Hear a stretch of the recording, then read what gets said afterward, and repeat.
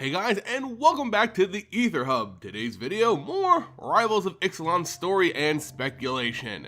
This time, more speculation than story, but you guys love seeing me be wrong, right? Unless I'm right, then I feel good about myself, so it's like a win-win anyway. Well, this video's off to a ranty start. What's this video actually gonna be about?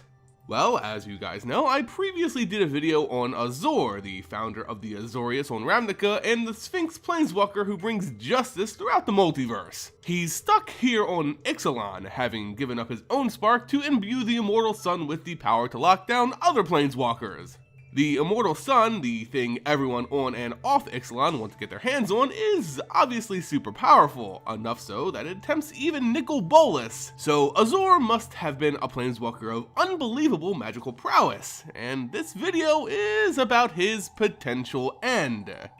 So to start things off, I'd like to credit Eternal HS from Twitter, whose initial tweet got me thinking about this idea. So thanks dude. Remember, you can follow me at SimonLore and throw stuff at me and I'll probably make a video on it. So thanks for lighting the spark on this one.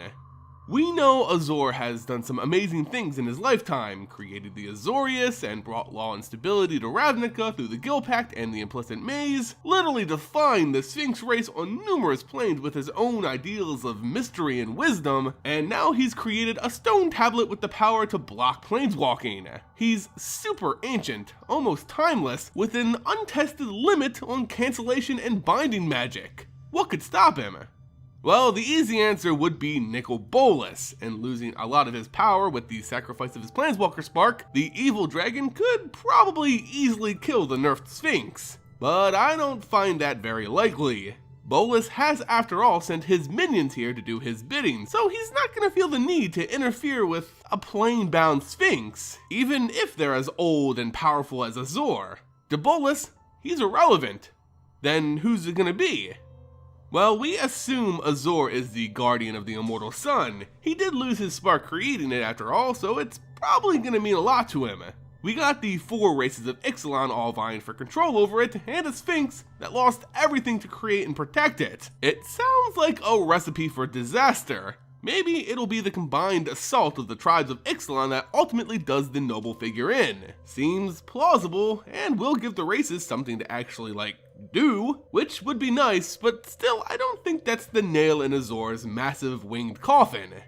No, I think the real end of Azor will come from none other than Vraska herself. We have a lot of parts from Ravnica in play here for the story of Rivals: Jace the Living Guild Pact, the actual magic of Azor, Azor himself, founder of the Azorius and creator of the Guild Pact, and Vraska, a native of Ravnica who was beaten and unjustly imprisoned for a time, making her the character we see her as today.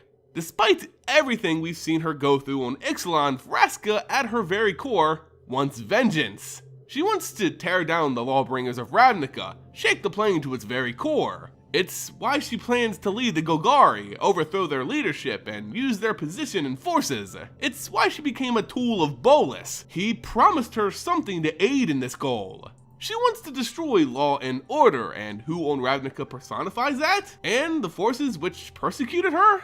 The Azorius. Lo and behold, the leader, the symbol, the very creator of the Azorius Senate and the Law Mages, Azor, will be in Vraska's way.